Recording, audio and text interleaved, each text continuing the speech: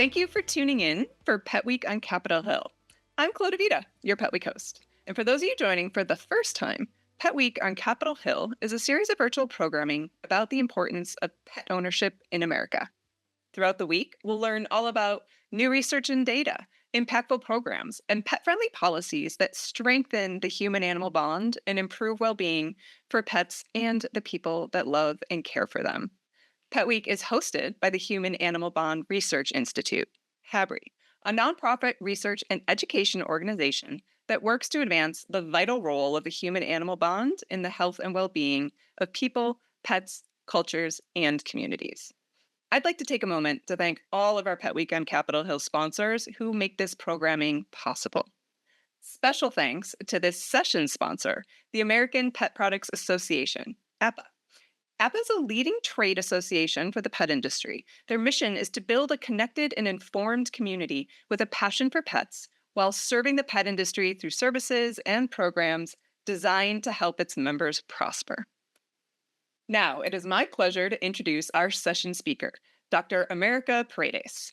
As the Chief Social Impact Officer of Mental Health America, MHA, Dr. Paredes leads the creation of innovative partnership strategies with a goal to advance MHA's work through measurable change, collective action, and community engagement. Dr. Paredes, thank you so much for being here to talk about the new Pets and Mental Health Resource Center developed in collaboration with HABRI. Thank you so much. I'm happy to be here. And of course, anytime that HABRI asks for me to be present, I will be here. Um, so I'll tell you a little bit about Mental Health America and our work together. And I really appreciate the fact that we have an opportunity to share information about all of the resources that we have available. To tell you a little bit about Mental Health America, we have been around for a very long time. We were founded in 1909. And as an organization, we really focus on mental health and prevention for mental illness. What that means is that we work at the center of helping individuals understand that dealing with mental health conditions is normal. Everyone who experiences these illnesses may at one time or another need support. And for those that may be not diagnosed, we know that we all struggle with our mental health. So our mission is really intended to help people understand that the connection between our physical health and our mental health has to always be present. And because of that, we have a lot of programming that we do, including the work that we do with HABRI, which we're very proud of. But as an organization, Mental Health America and HABRI have been working together for about 5 years. And through this partnership, what we've learned is the value that exists in understanding that pets and animals are a huge part of our mental well being. And for MHA, it's really critical for people to understand that the way in which everyone addresses mental health looks very different. And HABRI plays a role in that because people may not always understand that our pets are drivers that can help us get better outcomes in terms of our mental health, our overall well-being. And as an organization, Mental Health America is really committed to helping individuals find support however they need it. So pets fall into that space. And we're very happy to be working with HABRI. I'll tell you a little bit more about MHA so that people who are unfamiliar with what we do can really understand the value in our partnership. So, because MHA has been around since 1909, we do a lot of work in public policy, so helping folks on the ground understand how laws and legislation ultimately impact our everyday functioning. Our federal and state policy teams work with folks in Congress to help push forth legislation that ultimately can drive improved outcomes for mental health and mental illness. And within that, we also create public education campaigns. Every year, we reach over 250 million people with our public education campaigns. And Mental Health America actually founded Mental Health Month. So, Mental Health Month occurs every May, if you're not familiar.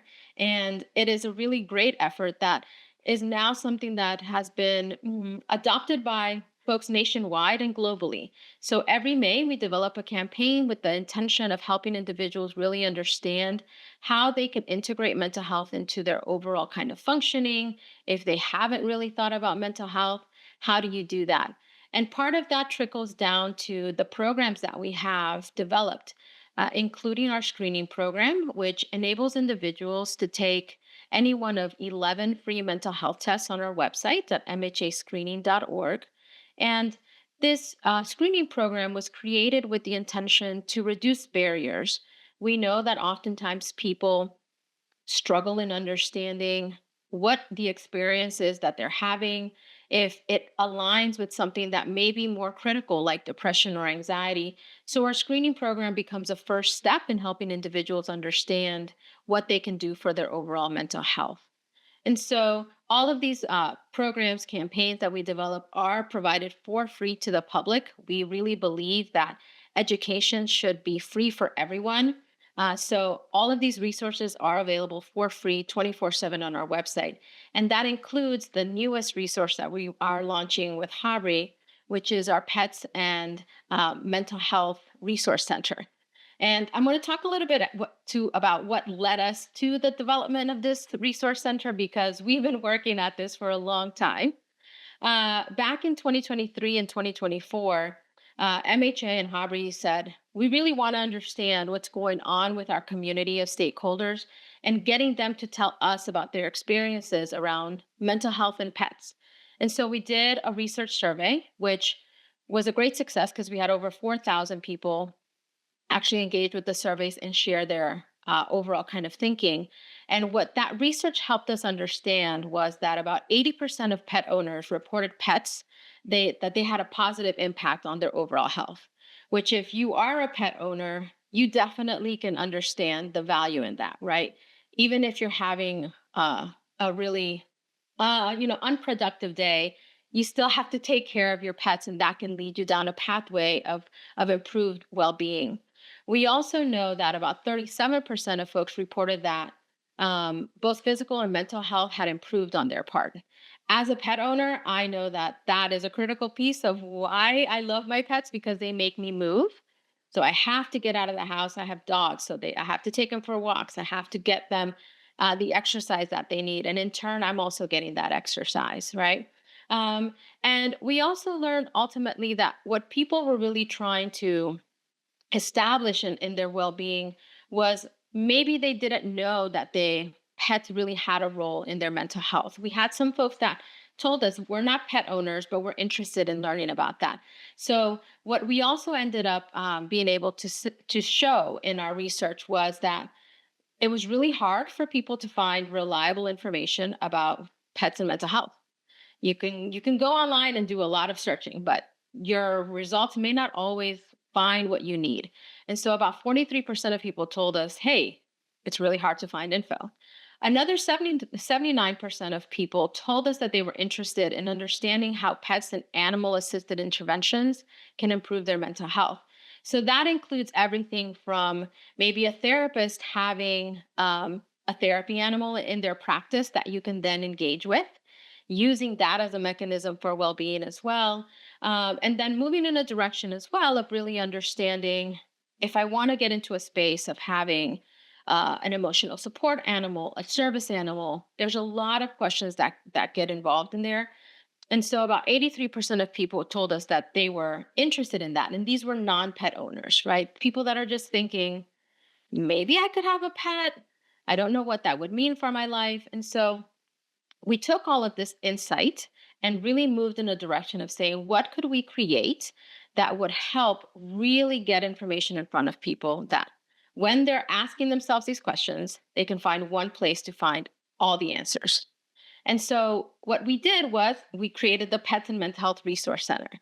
And this was a long time collaboration with HABRI, of course, but it was made possible through the support of the American Pet Products Association and the World Pets Association. And this resource center is really something that for the MHA team we've been talking about for a very long time. And when we thought about it and we really wanted to develop something that was going to be useful for people, what we wanted to have individuals really walk away with was comprehensive resources, the questions that you're asking yourself. If you're a pet owner, these are some of the things you're going to ask. If you're not a pet owner but you're interested, these are the other things you should be considering. And then moving in a direction of understanding also, when you go online and you do all this research, you want to make sure that the information you're reading is coming from a validated source. And so HABRI has tons of resources. We have tons of resources, and we really pulled all that information together into this one stop place. And then the last kind of thing that we really wanted to do was create community impact. We knew that people were struggling finding this information. And so creating a space for people to come together is also critical for us. And I think it speaks to the value of our collaboration with HABRI, and that we are all committed to helping people understand that pet ownership is something that can truly be meaningful for everyone. Um, Not everyone can do it, but if you're considering it, it's important to know what you're getting into, right? And the value that exists.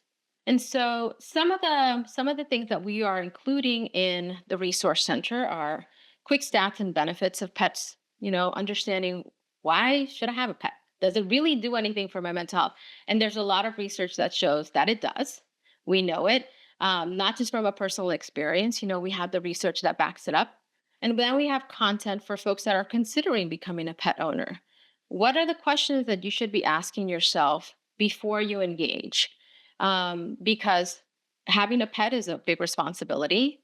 Not only is it a responsibility towards yourself and the animal, but it's also a financial responsibility that you have to think about, and all of the needs that come with that.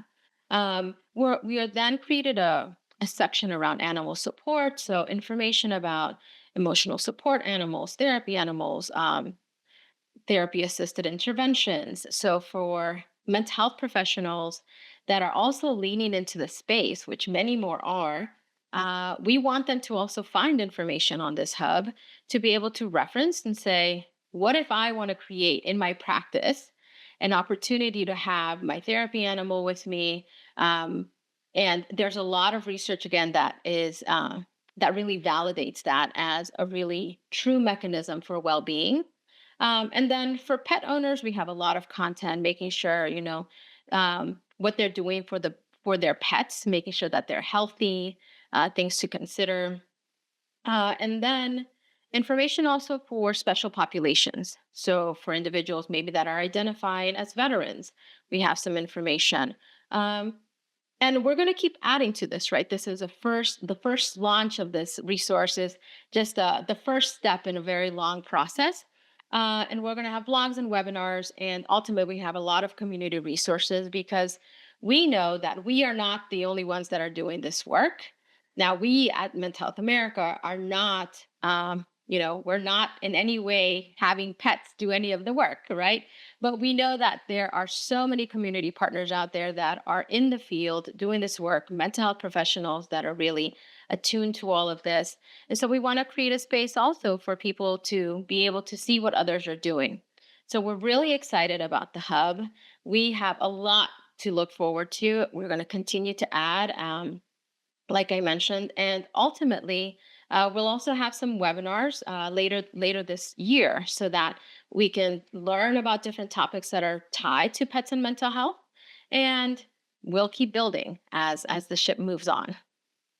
And though I did mention our public education campaigns, we will be launching a campaign that talks about the the hub itself, the resource center. One of the things we did is we already told our community that it's coming, and so we're so excited to let them know, hey, it's here. But people were so excited and even shared through a social media activation how their pets were supporting their mental health. And so we have tons of pictures from folks that, they shared how their cat, their lizard, all of these little pets really help our overall well-being. And so our public education campaign will help really reinvigorate this community and then move us forward and continue to have them engaged in all the things that we're doing. So there's a lot coming. We're excited that we are where we are today and being able to announce the opportunity that exists for people to access the Resource Hub. And ultimately, if people want to get involved and connect with us, you can always reach out to Mental Health America. We're always looking for partners. So we appreciate the opportunity to share. Thank you for all of that wonderful information. This is so exciting, and I can't wait to hear more about all the important work that Mental Health America does and about this new resource center and everything that's coming. I'm sure the build up, like you mentioned, how you got to this point and the impact that you hope to have is significant for everyone involved. So let's talk about that. What is that impact? What do you hope the Pets and Mental Health Resource Center will have on the world, really? That is a big question. When I think globally, it would be amazing that everybody accesses the Yeah. resource center and is like wowed by the fact that they can find information in one place. But at the end of the day, when you help one individual, I think understand if they're not a pet owner and they're thinking about it, this is a Mhm. place where they can find that information that can help them move in a direction of understanding. Great, this is maybe a decision that I actually want to make. And for folks that already have pets, we may not always recognize that our pets play a critical role in our mental health. And Mhm. so, even having that conversation and that content included in the resource center is really useful because when you're struggling with mental health conditions, you may not necessarily know that the support systems that you have in place are there as support systems. You may not call them that, right? You may not say, like, oh, my dog is the best thing for my mental health. But the research is showing us that they do play a really critical role. So helping support that effort, helping educate people around that, so that that message can then get shared with others, I think is really important. And Mhm. then when you think about the impact that it can have on the mental health professional space, I think it's also really important to explore that. Given everything that all of us are experiencing, mental health professionals are always looking at ways in which they can really adapt to the Mhm. changes that are occurring in our environments, in our communities. And so we know that pets play a critical role. And Mhm. so why not involve them in the therapy sessions, right? Mhm. um, there's even, I don't know if you know this, but there are even programs where for small school children, right, that are struggling, like kind of reading, they'll bring in a dog, right, so that they can read to the dog Mhm. because the dog doesn't have any judgment. And so even that kind of space helps, I think, can be replicated within the therapeutic environment, right? Because Love. animals are calming to us. We know it. The research knows it. If we popped a puppy on the screen right now, it would make our hearts, like jump and smile. So we know that all of these things are really interconnected. And Mhm. so ultimately, we also hope that the professionals come and find information, find our webinars very useful for how they can move in that direction so they can continue to explore it. And because this world of pets is so vast, Mhm. we want to make sure that people really have this validated information. And we feel that because Mental Health America has a very strong foothold in the world of mental health, and HABRI has such a strong foothold in this world of pets and animal bonds, working together, I think, can really solidify that. Absolutely. I cannot wait to see everything that this offers and how it brings all sides of the equation together, which I really think it kind of looks like this coming together of many things that should really push forward. So amazing work. I cannot wait. Here on for Pet Week on Capitol Hill, what is it that you want members of Congress to know? I think the most important thing that I would hope members of Congress walk away with is knowing that we all struggle with mental health. It is an issue that is not divisive in any way. Mental health is something that we have every day. And when we struggle, we exist on the spectrum, right, of wellness and illness throughout our lifetime. So members of Congress can really be helpful in helping their communities have access to all of the information and supports that are needed, including how they can help and integrating pets into that space, right? So it's not even anything funny to say, but animals do have a huge impact. So having puppies, cats, dogs, anything, even little turtles that can really Mhm. bring joy does impact your mental health. So I'm assuming in many ways that many of our congressional members also have pets and know the value of that. So, taking a viewpoint from that stance and being able to replicate that in their communities, I think is really important.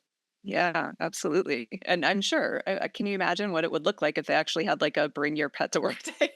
Yes, and I believe they do. So I know that there are tons of congressional members that do have pets, but again, the question becomes: does your pet play a role in your mental health? And if you've never been asked that question, once you're asked, you do some introspection, and I think people get to the place of saying, "Yeah, of course they do."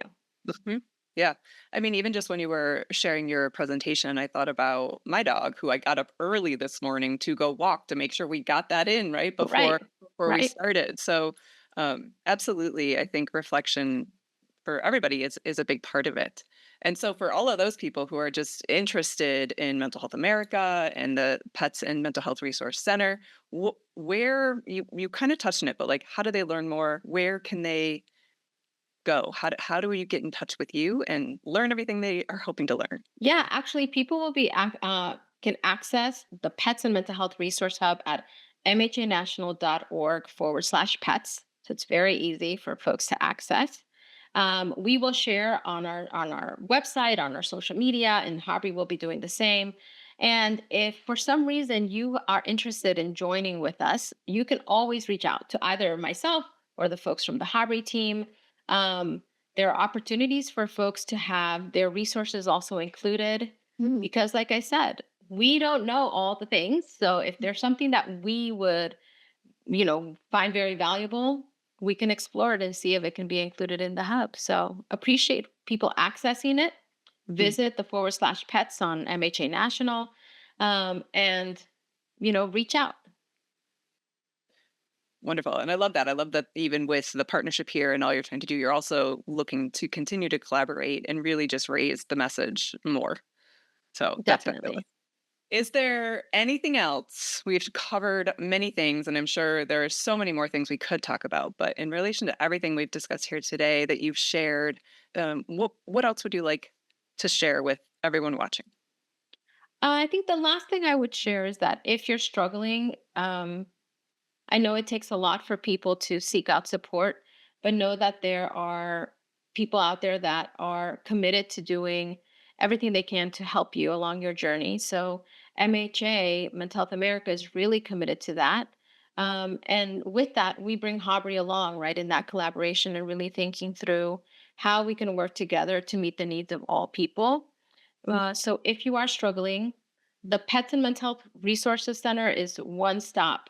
But on our website, there's a lot of information that can help you find additional support. And if there's something that you need that you may not necessarily know the right question to ask, reach out to MHA.